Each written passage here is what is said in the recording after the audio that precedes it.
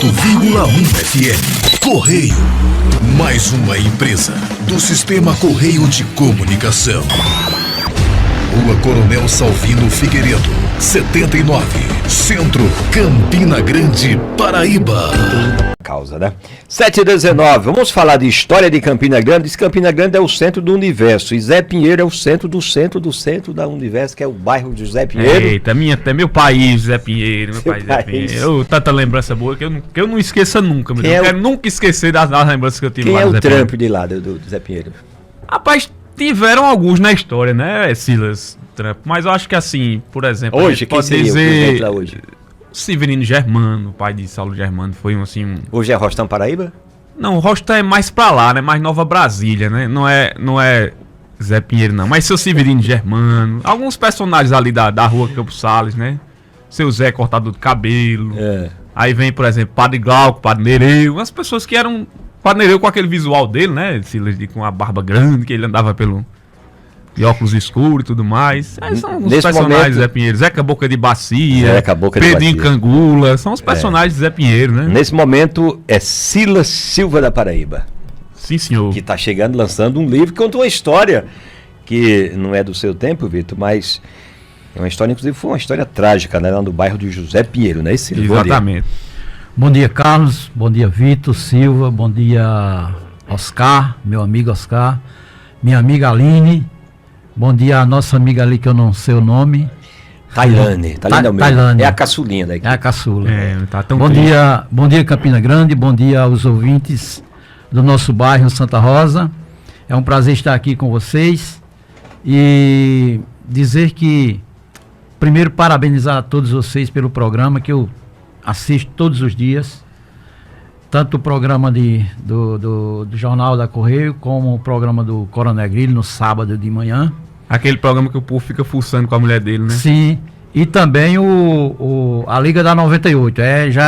Já é certo, até o rádio do meu carro é ligado 24 horas na Rádio Correio. Coisa boa.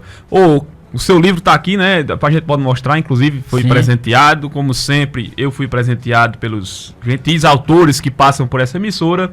Vou emprestar a vocês para você lerem. Os Balões de 74 ou o Garrafeiro da Morte. Quem é do bairro Zé Pinheiro já sabe do que é que eu estou falando.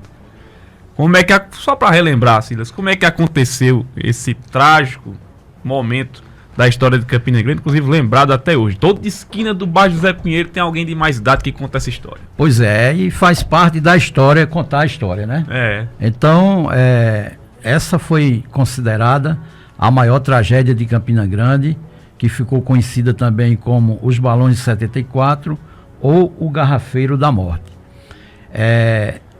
Nessa época, né, no dia 25 de dezembro de 74, noite de Natal, eu morando no Moita, ainda na época do Moita, né, que hoje é Santa Rosa. Então, naquela noite, minha mãe ficou muito preocupada porque meu pai trabalhava no bairro de José Pinheiro e ela achava que ele teria ido para o parque. Foi essa tragédia, foi uma explosão que houve no parque de diversão, na rua Campos Sales, esquina com a José de Melo. Né? Pertinho da igreja de São José. Vizinho, coladinho com a igreja de São José, que justamente foi após a missa, né? Quando acabou a missa, as famílias com as crianças saíram para o parque para se divertir e aí, em determinado tempo, né, por volta das 18 horas, houve esta explosão, que era justamente um garrafeiro, o Adeval Agemílio da Silva, que estava trabalhando, enchendo os balões, né, balões coloridos, né, onde encantava as crianças que queriam adquirir, queriam ver aqueles balões. E era um cilindro já muito usado, né? Muito velho. Talvez ele não tivesse o controle, porque faltava o relógio para controlar a temperatura, de modo que a temperatura subiu muito. Há relatos, depoimentos. Esse é um trabalho de pesquisa, como todos os meus livros são baseados em pesquisas. E nessa pesquisa eu descobri que o garrafeiro utilizava também aquela máquina de carbureto para produzir o gás acetilênio, totalmente tóxico. Então, a garrafa esquentou bastante e aí houve esta explosão né? Um acidente muito grave que deixou 8 crianças, né? Perderam a vida. Isso. E dezenas de pessoas ficaram mutiladas, né?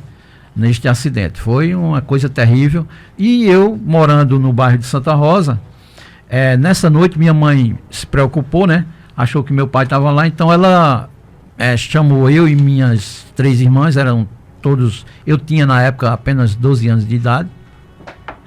E aí a gente foi para o Hospital Pedro I, porque ela queria saber se o nome do meu pai estava por ali e tal. Então a gente foi para o Pedro I, Hospital Antônio Tagino e também a delegacia. Então eu presenciei tudo aquilo, né? 12 anos de idade. Foi muito forte. Campina Grande viveu uma noite de terror. E essa história ficou até hoje, o pessoal Imagina, esse conta tempo até não tinha hoje. SAMU, né? Para fazer os primeiros socorros. Você tinha veja a SAMU, questão não tinha como se comunicar, né? Não tinha celular, telefone, essas coisas. Todo mundo correu para os hospitais para ver se localizava. Tem um ouvinte que mandou aqui a mensagem dizendo: minha mãe é uma sobrevivente desse dia. Essa história não pode ser esquecida. O livro traz todo com detalhes dessa história todinha. O livro é uma pesquisa muito bem feita, é um resumo, porque também ele não poderia ter mais páginas do que ele tem, porque eu vi que não teria necessidade. Uhum. Então eu peguei os detalhes principais e coloquei no vídeo. Inclusive tem algumas ilustrações de registro, né, de recorte de jornais. E tem também um amigo meu que é vítima, né, um sobrevivente, que mora lá no bairro de Santa Rosa, Marcelo Felipe Henrique, o qual perdeu a perna esquerda e o olho esquerdo. E na primeira edição do livro ele me acompanhou em algumas escolas, mas nesta agora ele teve um problema de saúde e está se recuperando. Toda em forma de poesia, né? Toda em forma de poesia. A história, viu, Carlos Souza? Na realidade, eu comecei muito cedo utilizando a literatura de cordel, escrevendo cordel, mas hoje, Vitor, eu não escrevo mais cordéis, porque as minhas pesquisas cresceram muito. Então não cabe... métrica, né? Não cabe na métrica. Não é na métrica. Não cabe na quantidade de páginas, porque o cordel, além do... tem as regras a partir do tamanho, a quantidade de páginas. Então o formato convencional não cabe mais os meus textos. Então eu parti para o livro, que tem uma diagramação mais ampla, e a gente pode também fazer algumas ilustrações. Está sendo comercializado esse livro, Silas? Sim. Aonde? Está sendo direto comigo nas escolas. Você? Inclusive eu fiz setembro e outubro, né? A agenda lotada, setembro e outubro, várias escolas de Campina Grande, da rede municipal e estadual, juntamente com o professor Nando César, que está nos ouvindo agora. Até aproveito para mandar um abraço para ele, e que é um parceiro do nosso projeto A Poesia Serviço da Educação. E então fizemos em várias escolas. Agora no mês de novembro eu botei o pé no freio um pouquinho, porque estava muito cansativo, e muitas escolas ficaram ligando para mim, querendo, né, que eu fosse lá apresentar, porque não é só a questão de chegar, Vitor, Carlos Souza, e fazer um lançamento de um livro e falar do livro.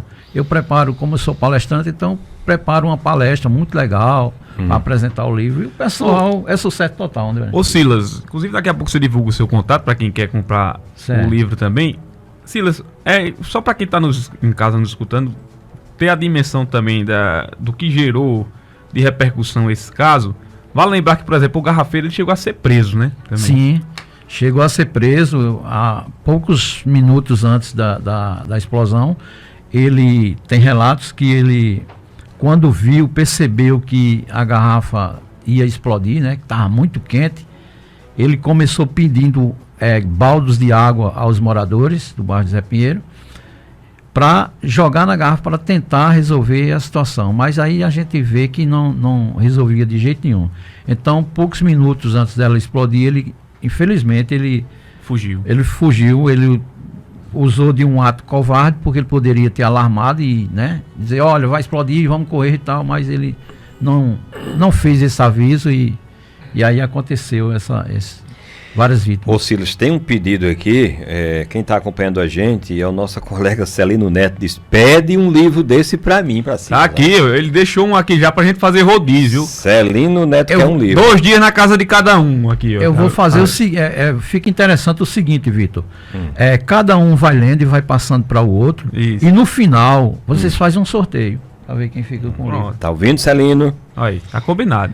Vai começar pelos mais velhos. Então vai É. Carlos, Celino, Aline, depois vem eu. E, Não, e tem outro detalhe também importante nessa história, Carlos, é que depois de todo feito a vistoria, né, chegaram à conclusão que a garrafa, ela na hora da explosão, né, quando ela explodiu, ela soltou o fundo da garrafa.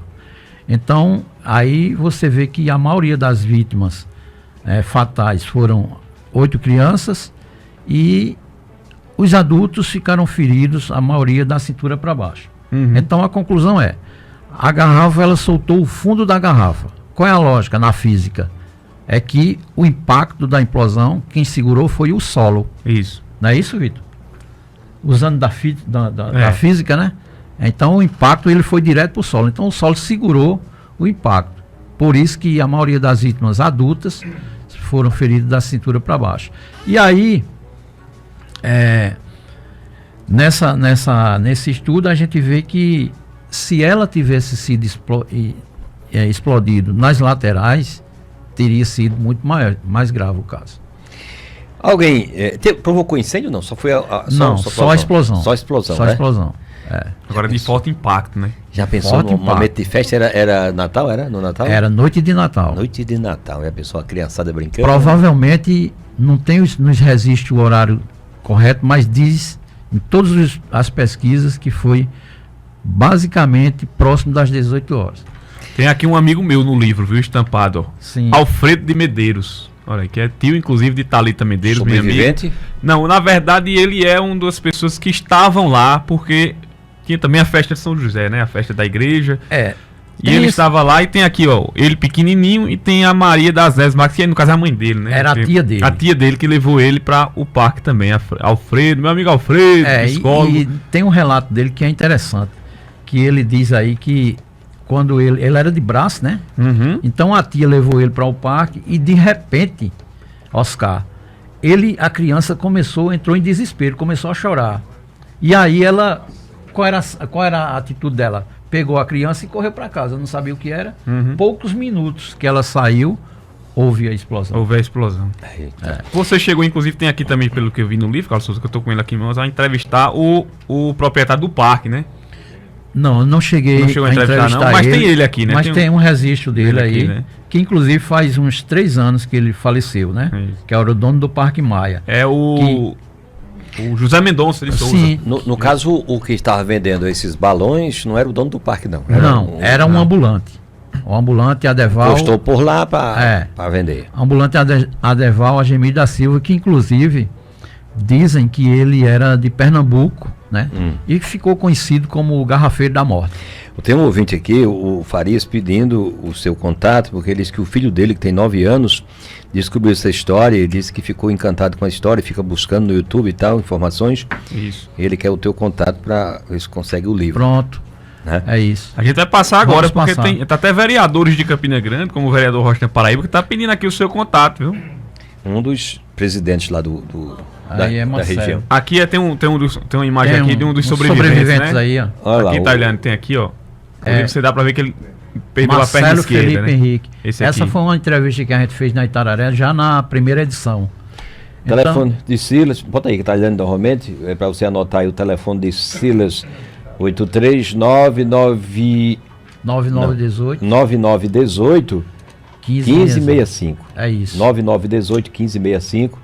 O telefone de Silas Silva para você. Então é isso. Então, como eu estava falando sobre a questão de escrever a literatura de cordel, Pois não. eu deixei de publicar, né, no formato cordel, mas eu sempre estou escrevendo por encomenda. Por exemplo, agora mesmo eu estou escrevendo uma homenagem, um aniversário, cordel de aniversário, de uma vereadora, não posso dizer quem é porque vai ser surpresa. E eu escrevo por encomenda. aniversário, casamento, batizado, alguma empresa que queira contar sua história, né? A gente vai lá e escreve, como já fiz a história da Musidom, do nosso amigo Jorge Ribas, né? Então é isso. Ô Silas, são 68 páginas da segunda edição, inclusive. Quanto tempo para ficar pronto um material como esse? Vitor, esse livro aí, ele ficou pronto, assim, basicamente em 6 meses, mais ou menos. Incluindo pesquisa, tudo. Pesquisa, porque dá trabalho, meu irmão. Você montar um livro não é uma tarefa muito fácil, não, sabe? Ainda aí tem a primeira edição? Tem não. Tem aí não, vem a questão de correção linguística e tal. É outro detalhe que a gente tem que ter muito cuidado. E eu tenho muito cuidado com as informações que eu estou passando. É um material basicamente direcionado à turma que está na sala de aula, né? Como eu sou professor de artes, então eu faço esse material pensando na turma que está na sala de aula, como todos os outros meus livros, né? São livros paradidáticos, falando sobre saúde e tal. O professor Marizardo Barbosa, Carlos Souza, inclusive, diz: eu gosto de contar muito esse relato do Zepa para os meus alunos. E o meu relato eu faço baseado no programa da extinta Rádio Borborema, que era Contos que a Noite Conta. Pois é, então... que relatou esse caso e ele, inclusive, faz esse relato inspirado no programa também. Muita gente mandando mensagem, viu? Pois é, então, nesse caso, desse lançamento, eu poderia ter ido, Carlos Almeida, bater na lua com esse livro. Mas se eu não tivesse chegado em Zé Pinheiro, eu não teria ido para canto nenhum. E quando eu cheguei em Zé Pinheiro, eu fui no estadual de José Pinheiro, ali perto da pracinha. Final da Joana d'Arc? Sim. E aí eu me surpreendi, porque eu digo, eu vou para Zé Pinheiro, eu quero apresentar lá, mas eu sei que lá o pessoal já sabe dessa história. Nada a ver. Ninguém sabia da história.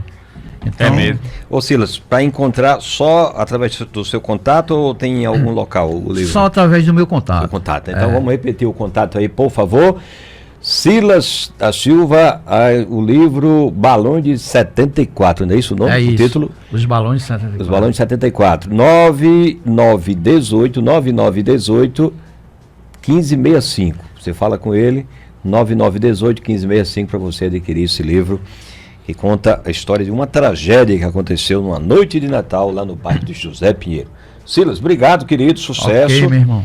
E quando tiver novidades, faz contato com a gente aqui, tá então bom? É isso, é só para deixar registrado, reforçar aqui que várias escolas ficaram ligando e querendo que eu fizesse, mas não teve como, por conta da agenda. Eu fui até a cidade de Gurjão, eu deixei de fazer São José de Lagoa de Roça, porque também a agenda não deu. Fui para Massaranduba, daqui a uns dias vou voltar novamente para lá. E é isso, o lançamento ele continua no próximo ano para atender justamente todas as escolas que eu não consegui fazer esse ano. Viu? Obrigado, Silas. Sucesso, querido.